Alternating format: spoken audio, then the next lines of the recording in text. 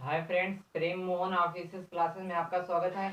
आज की क्लास में हम आपको प्रेजेंट इंडेफिनिट टेंस के बारे में डिटेल से बताने वाले हैं। देखिए क्या होता है प्रेजेंट इंडेफिनिट टेंस, ठीक है, तथा उसको किस तरह से हम हिंदी वाक्यों में तथा अंग्रेजी वाक्यों में या इंग्लिश सेंटेंस में किस तरह से पहचान करेंगे, आप बहुत अच्छे से हम बताने वाले हैं। तथा प्रेजेंट इंडेफिनिट टेंस क्या होता है एवं उसके दिए गए वाक्य को किस तरह से हमको ट्रांसलेशन करना है, ठीक है, उसके बारे में आपको अच्छे से बताएंगे। देखिए क्या होता है प्रेजेंट इंडेफिनिट टेंस, ठीक है, प्रेजेंट इंडेफिनिट टेंस आपका, ठीक है, क्या है प्रेजेंट इंडेफिनिट टेंस, ठीक, प्रेजेंट इंडेफिनिट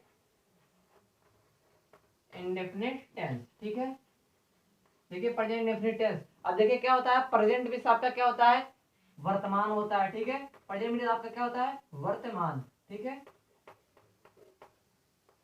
ठीक। आपका प्रेजेंट मींस क्या होता है, वर्तमान। और इंडेफिनिट मींस क्या होता है, इंडेफिनिट टेंस मींस क्या होता है, आपका अनिश्चित वाक्य होता है, अनिश्चित, अनिश्चित समय, ठीक है, अनिश्चित, ठीक है। आपका अनिश्चित क्या होता है, समय होता है, ठीक है। अब देखिए क्या है प्रेजेंट मींस आपका क्या होता है, वर्तमान, ठीक है। इंडेफिनिट टेंस मींस क्या होता है, आपका अनिश्चित वाक्य। अब देखिए क्या है प्रेजेंट टेंस को हम लोग अनिश्चित वाक्य क्यों बोलते हैं, क्योंकि प्रेजेंट टेंस में क्या होता है, इसमें काम करने का जो समय पाया था निश्चित समय नहीं रहता, ठीक है। इसलिए हम लोग इसको क्या बोलते हैं, प्रेजेंट इंडेफिनिट टेंस बोलते हैं, ठीक है। मतलब क्या इंडेफिनिट टेंस इसको क्या बोलते हैं, प्रेजेंट के जो काइंड्स हैं, पहला काइंड्स क्या आपका प्रेजेंट इंडेफिनिट टेंस है, दूसरा आपका क्या है प्रेजेंट कॉन्टिन्यूअस टेंस है, तीसरा आपका क्या है प्रेजेंट परफेक्ट टेंस है, चौथा आपका क्या है प्रेजेंट परफेक्ट कॉन्टिन्यूअस टेंस है, ठीक है। जो आपका पहला काइंड्स है प्रेजेंट इंडेफिनिट टेंस, उस प्रेजेंट इंडेफिनिट टेंस को हम लोग प्रेजेंट इंडेफिनिट टेंस क्यों बोलते हैं,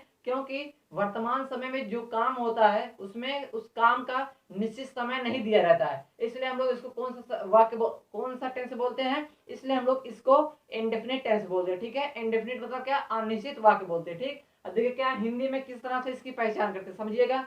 हिंदी में इसको किस तरह से पहचान करते, देखिए क्या है आइडेंटिटी, आइडेंटिटी इन हिंदी, ठीक है, ध्यान से देखिएगा, ठीक है। हिंदी में किस तरह से इसकी पहचान करेंगे, मतलब क्या है हिंदी वाक्यों के अंत में, जहां पर आपका हिंदी वाक्यों के अंत में ता है, ती है, ते हैं और ता हुआ है, वहां पर आपका क्या होगा, प्रेजेंट इंडेफिनिट आपका टेंस माना जाएगा, ठीक है। लेकिन कहां पर, हिंदी वाक्यों के लास्ट में अंत में क्या आना चाहिए आपका, ता है, ध्यान से देखिएगा, ता है, ठीक है, फिर ती है, फिर आपका क्या है ते है, ठीक है। अब देखिए यहाँ ते पे बिंदी लगाएगा, ठीक है, लगाइएगा आप, ठीक है। उसके बाद क्या आपका है ता हूं, ठीक है, यहाँ पर फिर ता हूं। अगर आपका हिंदी वाक्यों के अंत में क्या है, ता है, ते है, ते है और ता हुआ है, तो वहां पर आपका कौन सा टेंस होगा, प्रेजेंट इंडेफिनिट टेंस होगा, ठीक। अब देखिए इंग्लिश में किस तरह से इसकी पहचान करते हैं, इंग्लिश में देखिए आइडेंटिटी, आइडेंटिटी इन इंग्लिश, ठीक है, आइडेंटिटी इन इंग्लिश में आप देखिए, ठीक है। इंग्लिश में इसकी किस तरह से पहचान करेंगे, आइडेंटिटी इन इंग्लिश मतलब क्या, आपका इंग्लिश में किस तरह से पहचान करेंगे, ठीक है। आपके आगे यदि सेंटेंस रख दिया गया इंग्लिश में, ठीक है, इंग्लिश का कोई सेंटेंस एक लाइन का रख दिया गया और आपसे कोई पूछ रहा है कि इसमें आप बताइए कि इस सेंटेंस में कौन सा टेंस है, तो आप किस तरह से पहचान करेंगे, जिस है इंग्लिश वाक्य के अंत में, सॉरी, जिस इंग्लिश वाक्य के मध्य में या फिर प्रारंभ में आपका डू या डज है, या फिर मध्य में है या फिर कहां पर आए, प्रारंभ में आए। यदि मध्य में और प्रारंभ में आपका क्या है, डू आए या फिर डज आए, ठीक। यहाँ पर स्मॉल समझिएगा, सॉरी यहाँ पर स्मॉल लिखिए या फिर कैपिटल लिखिए, क्योंकि अगर बीच में आता है तो स्मॉल में रहेगा, अगर आपका स्टार्टिंग पे आता है तो कैपिटल रहेगा, ठीक है, इसलिए हम कैपिटल लिख रहे हैं, ठीक है। यहाँ पर देखिए क्या है डू या डज, आपका डू जो है, ये डज जो है वो आपका सेंटेंस के स्टार्ट में आना चाहिए या फिर मध्य में आना चाहिए, तो वहां पर आपका कौन सा टेंस होगा, प्रेजेंट इंडेफिनिट टेंस होगा, ठीक है। और एक पहचान और आप मान लीजिए, यदि हिंदी, सॉरी, इंग्लिश सेंटेंस में जो आपका मेन वर्ब में क्या होना चाहिए, फर्स्ट फॉर्म में यस से यस लगा होना चाहिए, ठीक है। जो सेंटेंस में मेन वर्ब के फर्स्ट फॉर्म में यस या ईएस लगा होना चाहिए, ठीक है। जो आपका सेंटेंस दिया जाएगा उसके मेन वर्ब में, उस सेंटेंस के मेन वर्ब में आपका क्या होना चाहिए, फर्स्ट फॉर्म में पहली अवस्था में यस या ईएस लगा होना चाहिए, लेकिन किसमें, आपके मेन वर्ब में, ठीक है। आप इससे भी पहचान कर सकते हैं और इससे भी पहचान कर सकते हैं। आपका इस तरह से किस सेंटेंस में आपको पहचान करने के लिए मिलेगा, आपको या फिर इंट्रोगेटिव में या फिर नेगेटिव में आपको जो मिलेगा डू या डज आपको मिलेगा, और सिंपल में जो आपका मिलेगा ये मिलेगा मेन वर्ब के फर्स्ट फॉर्म में आपको यस या ईएस लगा होगा। ठीक है, आप सिंपल में इस तरह से पहचान कर सकते हैं। नेगेटिव और इंट्रोनेगेटिव जो आपका सेंटेंस होगा तो आपका डू या डज सेंटेंस के मध्य में आएगा या फिर प्रारंभ में आएगा। ठीक है, अच्छे समझिएगा। हिंदी वाक्य के अंत में आपका क्या आना चाहिए, ता है, ती है, ते और ताहू आए, वहां पर आपका कौन सा टेंस होगा, प्रेजेंट इंडेफिनिट टेंस होगा। ठीक है, और इसके इंग्लिश में किस तरह से पहचान करेंगे, सेंटेंस के मध्य में या फिर प्रारंभ में आपका। ठीक है, क्या आना चाहिए, डू या डज। और अगर सिंपल सेंटेंस है तो उसमें सेंटेंस के मेन वर्ब में, ठीक है, क्या आना चाहिए आपका, यस या यस आना चाहिए। ठीक, सेंटेंस के मेन वर्ब के फर्स्ट फॉर्म में यस या यस जुड़ा होना चाहिए। अब देखिए क्या है आपका, सभी हम बताएं कि सभी टेंस में आपका सेंटेंस चलता है, जो कि सेंटेंस के काइंड्स को हम बता चुके हैं। अब देखिए सर्वप्रथम हम लोग पढ़ेंगे क्या, अफर्मेटिव सेंटेंस। ठीक है, क्या पढ़ेंगे, अफर्मेटिव सेंटेंस।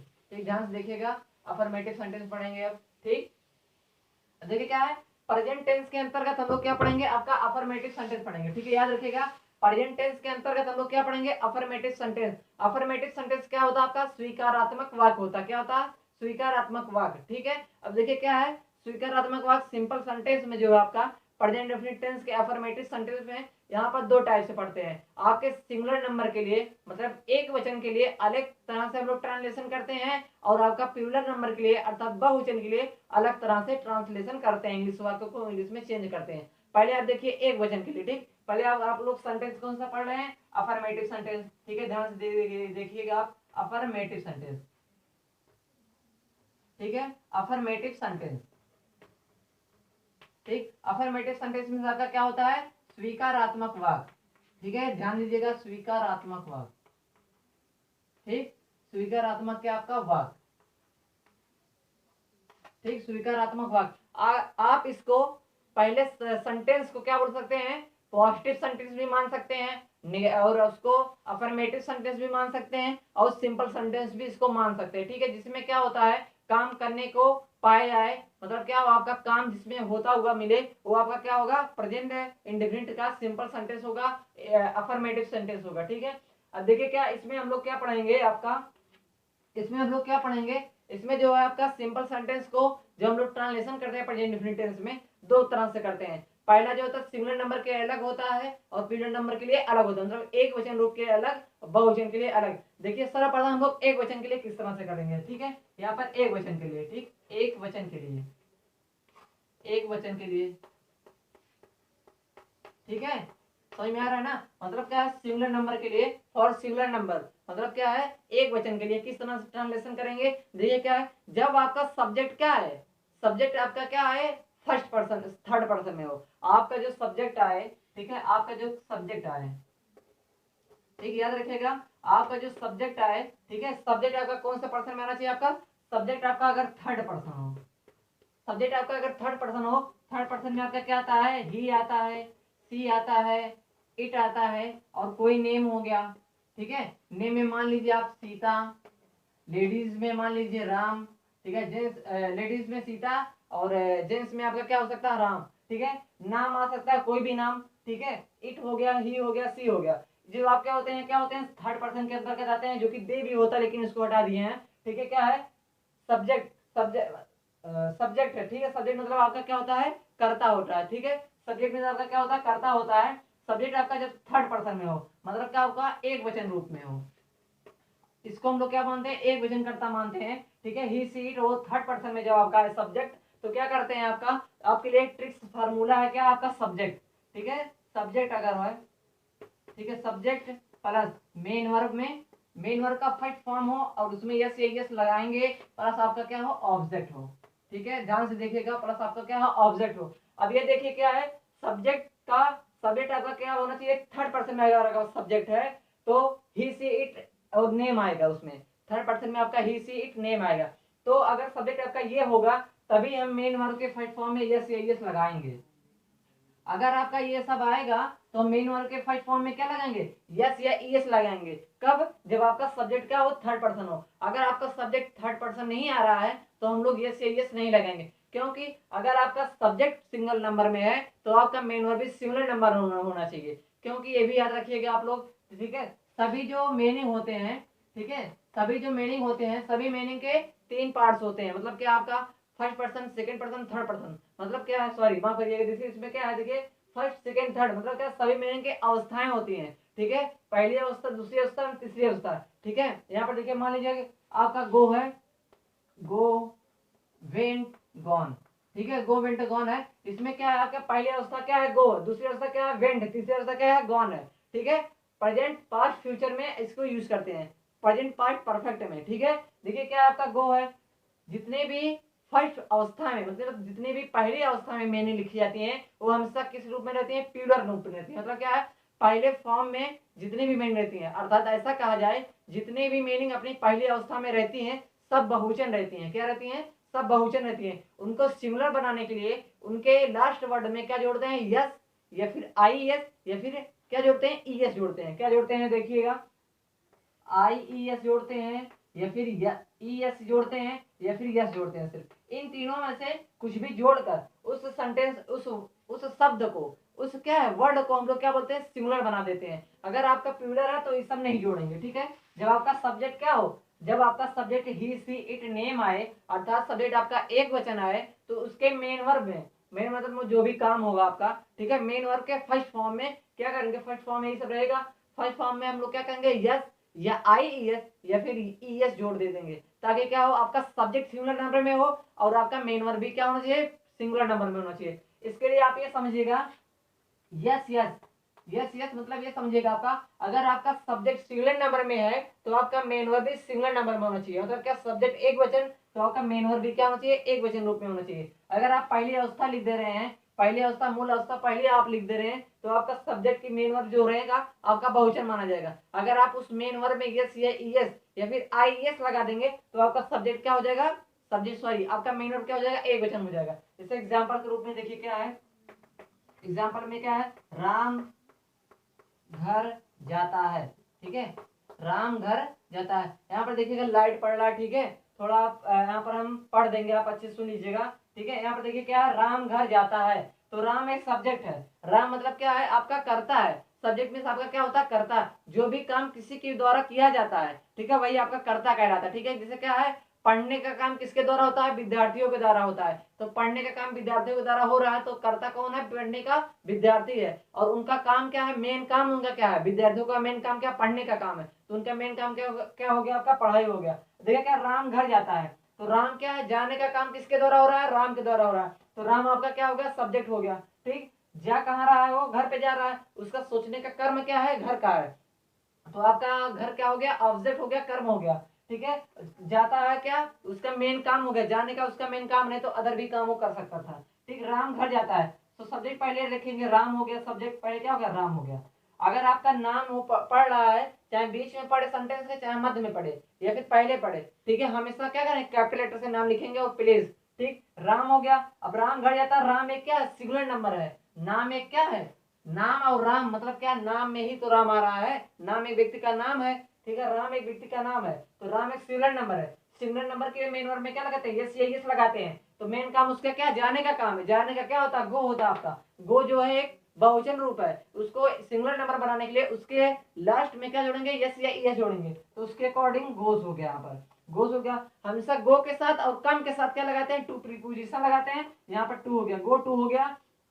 अब वो कहाँ जा रहा है, देखिए कर्म, ये यहाँ तक हो गया, सब्जेक्ट हो गया आपका, मेन वर्ब में ऐसे लग गया यहाँ पर। अब आपका क्या है, ऑब्जेक्ट, ऑब्जेक्ट मतलब कर्म उसका क्या है, घर जाने का है, तो गोज टू कहाँ पर, होम हो गया, या फिर हाउस लिख सकते हो, ठीक है, होम हो गया यहाँ पर, ठीक, हाउस ही लिख दीजिए, ठीक है, क्योंकि इसमें जब अपने घर के लिए होता है तो हाउस लगता है, जब दूसरे घर के लिए तो होम लगता है, ठीक है। अब देखिए क्या है, Ram goes to house, Ram घर जाता है, ठीक, अच्छे से समझिएगा आप लोग। देखिए क्या है, सिंगुलर नंबर आपका करता है, जब आपका सब्जेक्ट सिंगुलर नंबर में है तो मेन वर्ब के फर्स्ट फॉर्म में यस यस जोड़ेंगे, नहीं तो नहीं जोड़ेंगे, यस यस का फार्मूला आप याद रखिएगा। देखिए अब आपका क्या आता है, बहुवचन के लिए, देखिए सिंगुलर नंबर के लिए था, अब देखिए आपको क्या है, बहुवचन के लिए देखना है। देखिए बहुवचन के लिए क्या करेंगे, ठीक है, ध्यान से देखिएगा, बहुवचन कर्ता के लिए क्या करेंगे, ठीक है।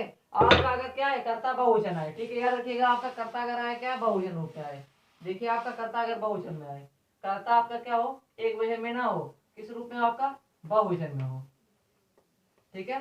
अगर आपका सब्जेक्ट, ठीक है, अगर आपका सब्जेक्ट क्या है, सब्जेक्ट आपका बहुवचन के लिए हो, मतलब क्या सब्जेक्ट बहुवचन के लिए, ठीक है, सब्जेक्ट आपका अगर बहुवचन रूप में है तो क्या करेंगे, किस तरह से ट्रांसलेशन करेंगे, आपका सब्जेक्ट हो गया प्लस मेन वर्ब का फर्स्ट फॉर्म यूज करेंगे प्लस क्या आपका ऑब्जेक्ट।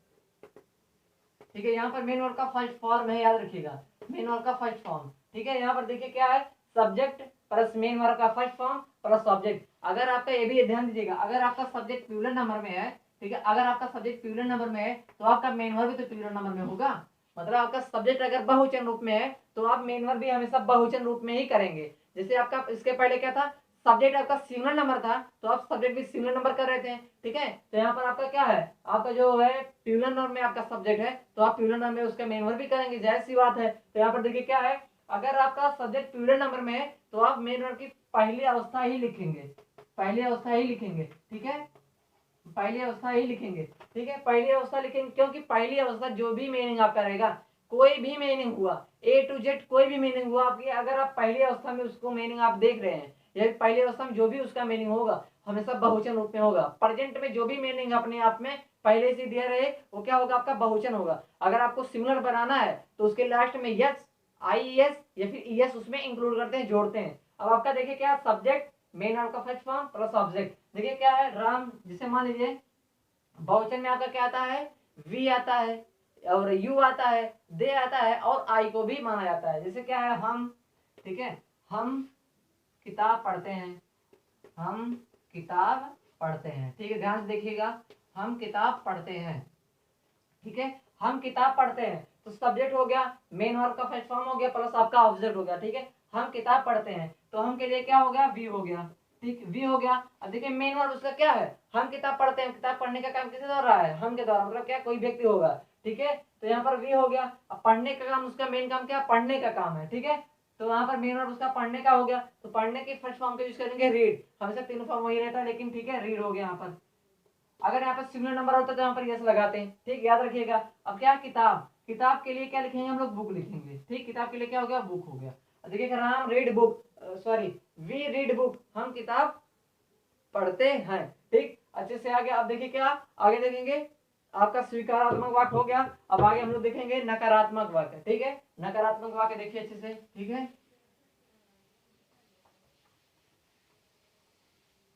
ठीक, देखिए आपका अगला क्या होता है, नकारात्मक वाक्य। ठीक है, नकारात्मक वाक्य यहाँ पर देखिए, नकारात्मक वाक्य मतलब क्या, आपका नेगेटिव सेंटेंस। ठीक है, कौन सा सेंटेंस, आपका नेगेटिव सेंटेंस।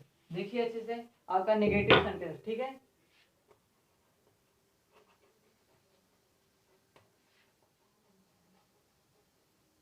आपका नेगेटिव सेंटेंस, नेगेटिव सेंटेंस में आपका क्या होता है, नकारात्मक वाक्य। क्या होता है, नकारात्मक वाक्य, नकारात्मक वाक्य। ठीक है, नेगेटिव सेंटेंस में आपका क्या होता है, नकारात्मक वाक्य होता है। ठीक है, नकारात्मक वाक्य में देखिए क्या है, अगर आपका सब्जेक्ट अर्थात आपका कर्ता अगर एक वचन हो, अगर आपका सब्जेक्ट, देखिए क्या, पहला फार्मूला आपके लिए एक ट्रिक बनाया है। देखिए क्या, सब्जेक्ट मान लीजिए, सब्जेक्ट, ठीक है, सब्जेक्ट प्लस हेल्पिंग वर्ब यहाँ पर जोड़ेंगे कुछ। हेल्पिंग वर्ब क्या, आपका डू या डज, हेल्पिंग वर्ब डू या डज। ठीक है, याद रखिएगा, डू या डज प्लस आपका मेन वर्ब, सॉरी प्लस आपका नॉट। ठीक है, प्लस आपका मेन वर्ब, मेन वर्ब की कौन सी अवस्था, पहली अवस्था, प्लस आपका क्या, ऑब्जेक्ट। ठीक है, याद रखिएगा, प्लस आपका क्या, ऑब्जेक्ट। ठीक है, यहाँ पर देखिए क्या, subject plus helping verb is do या does plus not plus main verb का फर्स्ट फॉर्म प्लस आपका क्या, ऑब्जेक्ट। यहाँ पे आप पे ये देखिएगा, डू या डज का यूज कब करेंगे, यदि आपका सब्जेक्ट एक वचन है, मतलब कर्ता आपका सिंगुलर नंबर है। अगर आपका कर्ता क्या है, सिंगुलर नंबर में है, एक वचन में है, अगर आपका सब्जेक्ट, ठीक है, अगर आपका सब्जेक्ट एक वचन है, ठीक है, अगर आपका सब्जेक्ट क्या है, एक वचन है, तो आप क्या लगाएंगे, डज लगाएंगे। याद रखिएगा, तो यहाँ पर क्या लिखेंगे, डज नॉट लिखेंगे। ठीक है, अगर आपका सब्जेक्ट क्या है, एक वचन है, तो आप क्या लगाएंगे, डज नॉट लगाएंगे। अगर आपका सब्जेक्ट, ठीक है, अगर आपका सब्जेक्ट क्या हो, बहुवचन हो, अगर आपका सब्जेक्ट क्या हो, बहुवचन हो, तो आप क्या लगाएंगे, डू नॉट लगाएंगे। ठीक है, यहाँ इतनी बात समझ में आई। देखिए क्या है, अगर आपका सब्जेक्ट एक वचन में है तो आप क्या लगाएंगे, डज नॉट लगाएंगे। अगर आपका सब्जेक्ट प्लूरल नंबर में है, बहुवचन रूप में है, तो आप क्या लगाएंगे, डू नॉट लगाएंगे। अब आगे देखिए क्या है, एग्जाम्पल के रूप में देखिए आप, सिर्फ हमको फार्मूला ही मैच करके लिखना है, आगे सेंटेंस अपने आप सही होता चला जाएगा। जैसे क्या है, हम, ठीक है, हम किताब नहीं पढ़ते हैं, हम किताब नहीं पढ़ते हैं।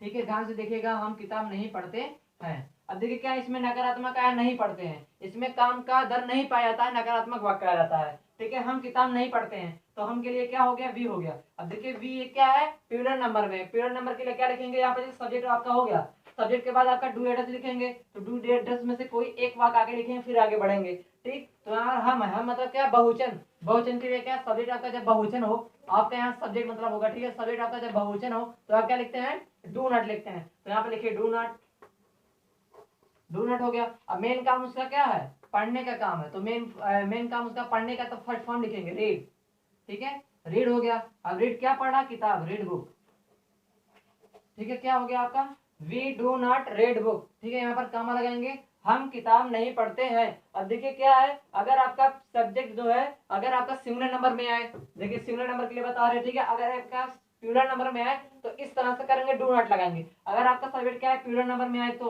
अब देखिए आपका सब्जेक्ट अगर सिंगुलर नंबर में आता है, ठीक है, सब्जेक्ट आपका अगर क्या है, सिंगुलर नंबर में है, देखिए क्या है, वह किताब नहीं पढ़ता है, वह किताब नहीं पढ़ता है, वह किताब नहीं पढ़ता है, ठीक है, वह किताब नहीं पढ़ता है। अब देखिए क्या, वह के लिए क्या लिखेंगे हम लोग, ही लिखेंगे, जो ही क्या है आपका थर्ड पर्सन में आता है, एक वचन में आता है, ठीक है, ही हो गया, ही के लिए क्या लिखेंगे, डज, ठीक है, ही डज नॉट हो गया, ही डज नॉट। फार्मूले से लिए पहले सब्जेक्ट हो गया, फिर आपका डू या डज हो गया, उसके बाद क्या रहेगा, नॉट हो गया, और मेन वर्ब, उसका काम क्या है, पढ़ने का काम है, तो यहाँ पढ़ने का क्या हो जाएगा, रीड हो जाएगा। अब रीड हो गया, अब पढ़ने का रीड हो गया, अब वो क्या पढ़ रहा है, उसका कर्म क्या है, किताब, मतलब क्या, उसका किताब का काम है, ठीक है, तो यहाँ पर किताब पढ़ने का काम उसका हो रहा है, तो रीड आपका क्या हो जाएगा, रीड बुक हो जाएगा, ठीक है, रीड आपका क्या होगा, रीड बुक हो गया। देखिए क्या है यहाँ पर, वह किताब नहीं पढ़ता है, तो he does not read book, वह किताब नहीं पढ़ता है। ये भी याद रखिएगा, सिंगुलर नंबर के लिए हमेशा क्या लगता है, डज नॉट लगता है, और आपका प्लूरल नंबर के लिए लगता है डू नॉट लगता है, ठीक है।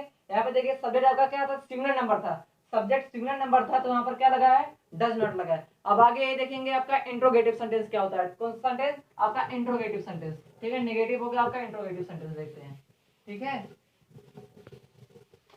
देखिए आपका क्या होता है, इंट्रोगेटिव सेंटेंस, ठीक, इंट्रोगेटिव सेंटेंस देखिए आपका क्या होता है, ठीक है, इंट्रोगेटिव सेंटेंस,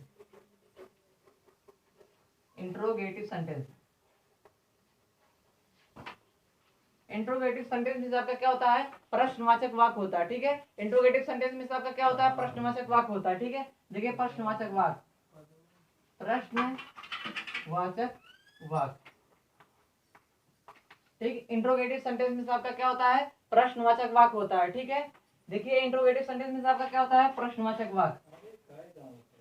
उसके बाद देखिए आपका आपका प्रश्नवाचक वाक्य जो होता है दो प्रकार से होता है, ठीक है, प्रश्नवाचक वाक्य जो आपका होता है दो प्रकार से होता है। जैसे देखिए फर्स्ट में जो होता है आपका, ठीक है, फर्स्ट जो होता है जब आपका क्वेश्चन वर्ड क्या आए, बीच में आए, और आपका जब होता है क्वेश्चन वर्ड जब आपका क्या है, पहले आए। देखिए जब क्वेश्चन वर्ड पहले आए, जब प्रश्नवाचक शब्द, जब प्रश्नवाचक शब्द, जब प्रश्नवाचक शब्द पहले आए, ठीक है,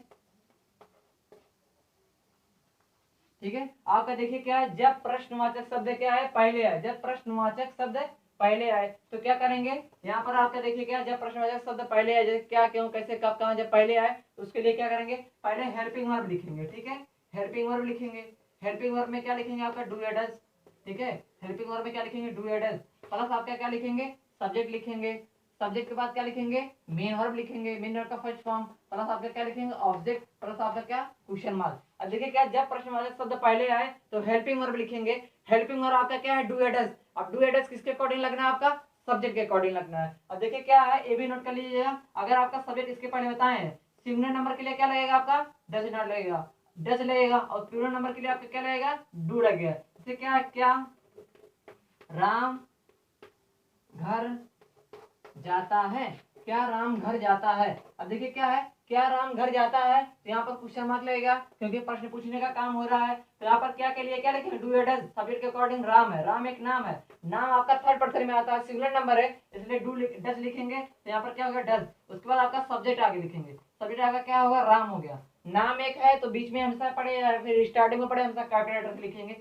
राम हो गया। अब मेन उसका क्या, जाने का काम है, तो गो हो गया, आंसर गो के साथ टू लगता है, प्रीपोजिशन टू हो गया, कहाँ जा रहा है उसका कर्म क्या, घर, तो यहाँ पर क्या हो जाएगा, होम हो जाएगा, हाउस, ठीक, हाउस। उसके बाद क्या लगाएंगे, क्वेश्चन मार्क लगाएंगे, ठीक है, इसको आप नोट कर लीजिए।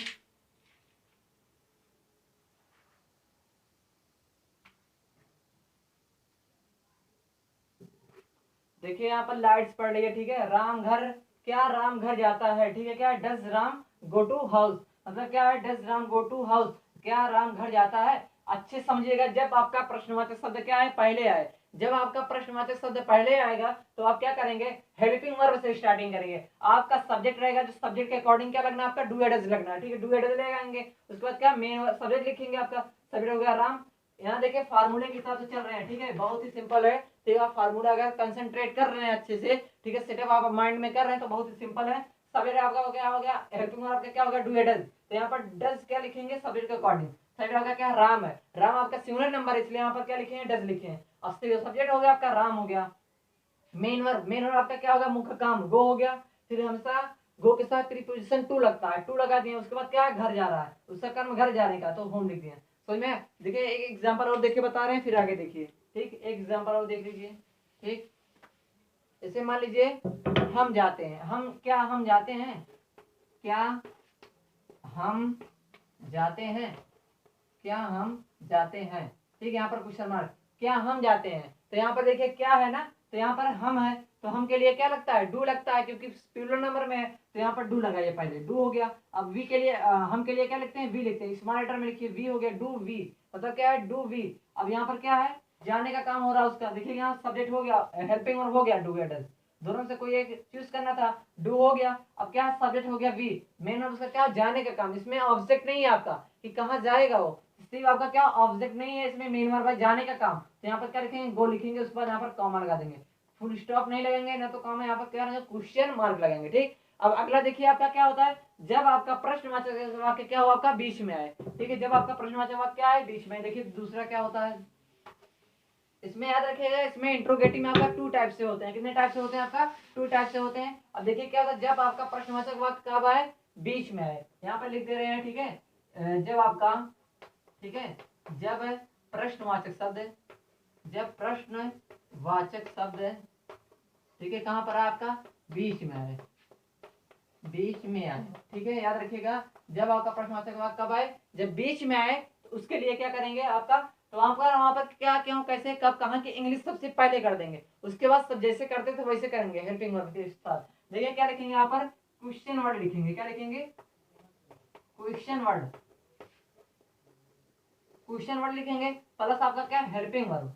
हेल्पिंग वर्ब में क्या आपका, डू या डज, ठीक है, डू या डज लिखेंगे, ठीक, डू या डज हो गया।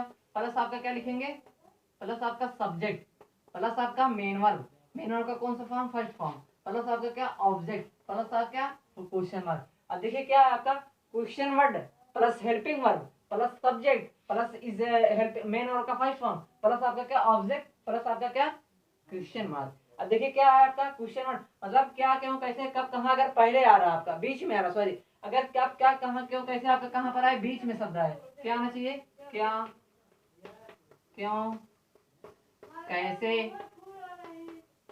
कहाँ,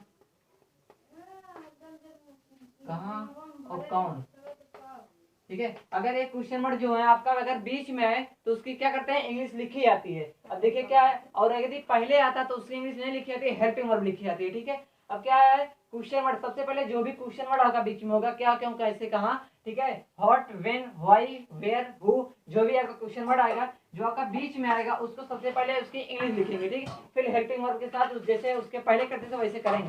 जैसे क्या आपका मान लीजिए राम, ठीक है, राम क्या घर जाता है, राम क्या घर जाता है, तो यहाँ पर क्या क्वेश्चन मार्क लगाएंगे क्योंकि प्रश्न पूछने का काम किया जा रहा है, ठीक है। तो यहाँ पर क्या है कि राम क्या घर जाता है, तो यहाँ पर देखिए क्वेश्चन मार्क बीच में आया क्या, ठीक है, क्या के लिए क्या लिखेंगे, व्हाट लिखेंगे, तो यहाँ पर क्या हो गया, व्हाट हो गया। और देखिए क्या है, सब्जेक्ट आपका राम है, राम के साथ क्या लगाते हैं, डज लगाते हैं, तो यहाँ पर आपका क्वेश्चन मार्क हो गया, क्वेश्चन मार्क सबसे पहले निकल के आया, व्हाट हो गया। अब यहाँ पर क्या है, सब्जेक्ट के अकॉर्डिंग राम है, राम सब्जेक्ट के अकॉर्डिंग डू या डज लगाएंगे, तो यहाँ पर क्या हो गया आपका, डज हो गया, क्योंकि राम एक नाम है, डज हो गया। उसके बाद क्या लिखेंगे, सब्जेक्ट आपका, सब्जेक्ट राम हो गया, मेन वर्ब का काम क्या है, जाने का काम है, तो यहाँ पर गो हो गया, उसके बाद टू लग गया, अब कहाँ जा रहा है, घर जा रहा है, गोज टू क्या हो गया, होम हो गया, ठीक है।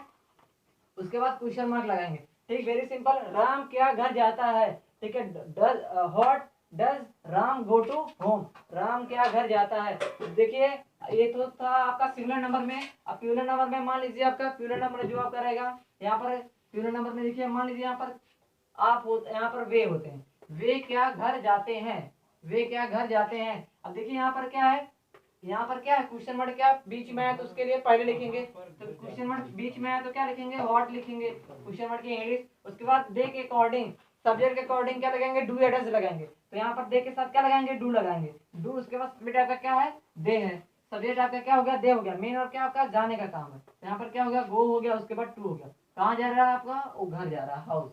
ठीक है, उसके बाद क्या होगा, क्वेश्चन मार्क लगा दें। देखिए हो गया आपका। जब प्रश्नवाचक शब्द आपका क्या है, बीच में है, तो क्या करेंगे, क्या, क्यों, कैसे, कब, कहाँ की इंग्लिश सबसे पहले लिखेंगे। उसके बाद आपका हेल्पिंग वर्ब, फिर सब्जेक्ट, फिर मेन वर्ब का फर्स्ट फॉर्म प्लस आपका ऑब्जेक्ट, फिर उसके बाद क्या लिखेंगे, आपका क्वेश्चन मार्क लगाएंगे। अब आगे देखिए क्या होता है, इंट्रोगेटिव प्लस नेगेटिव सेंटेंस। मतलब क्या है, आपका इंट्रोगेटिव सेंटेंस था, अब इंट्रोगेटिव के बाद आपका क्या था, इंट्रोगेटिव प्लस नेगेटिव सेंटेंस। देखिए क्या होता है, ठीक, interrogative plus negative.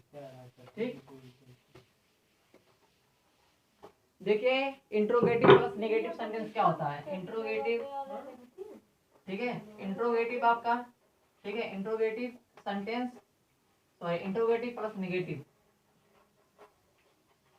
Interrogative plus negative sentence. ठीक है, ठीक है, इंट्रोगेटिव प्लस नेगेटिव क्या सेंटेंस। अब देखिए क्या मतलब, क्या प्रश्न भी उसमें पूछा जाए और नकारात्मक भी काम हो उसमें, मतलब क्या नहीं का भी शब्द उसमें है और प्रश्न पूछने का भी काम हो, तो वहां पर आपका क्या होगा, इंट्रोगेटिव प्लस नेगेटिव सेंटेंस माना जाएगा। ठीक है, अब देखिए क्या, जैसे क्या है आपका, मान लीजिए इसका एक ट्रिक आप जान लीजिए, फार्मूला।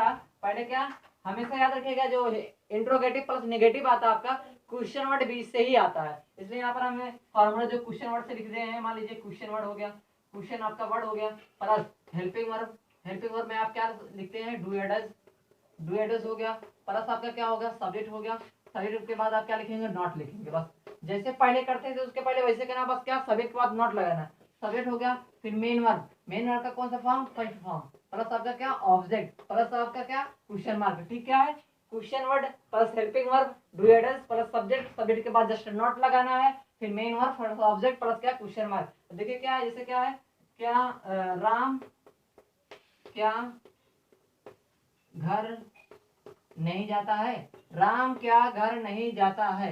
ठीक है, नहीं जाता है। अब ये याद रखिएगा हमेशा कि सिंगुलर नंबर के साथ हमेशा क्या लगता है, आपका डज लगता है, और प्लूरल नंबर के साथ हमेशा क्या लगता है, आपका डू लगता है। देखिए क्या, राम क्या घर नहीं जाता है, तो क्या है, राम क्या घर नहीं जाता है, तो यहाँ राम के लिए पहले क्वेश्चन वर्ड लिखेंगे, क्योंकि क्वेश्चन वर्ड फॉर्मूला में लिखा गया है, तो क्वेश्चन वर्ड आपका क्या है, क्या है, तो क्या के लिए क्या लिखेंगे, व्हाट लिखेंगे, व्हाट हो गया। उसके बाद क्या है, अब डू या डज लगाना है, तो यहाँ पर सब्जेक्ट हमको बताएगा कि क्या लगेगा, डू लगेगा या फिर डज लगेगा, तो यहाँ पर क्या लगेगा, आपका डज लगेगा, क्योंकि एक नाम, एक राम एक नाम है, डज हो गया। उसके बाद क्या लिखेंगे, सब्जेक्ट, सब्जेक्ट आपका क्या हो गया, राम हो गया, राम हो गया। उसके बाद क्या लिखेंगे, नॉट लिखेंगे, क्योंकि फार्मूले में नॉट है। उसका मेन, और उसका मेन काम क्या है, जाने का काम है, तो गो हो गया। उसके बाद क्या, गो टू लिख दें, अब कहाँ जा रहा है, घर जा रहा है, तो हाउस लिख देंगे, समझ में। अब यहाँ पर क्या, क्वेश्चन मार्क फार्मूला लगा, क्वेश्चन मार्क लगा दें। देखिए क्या है, राम क्या घर नहीं जाता है, तो क्या होगा, what does Ram not go to house, Ram क्या घर नहीं जाता है।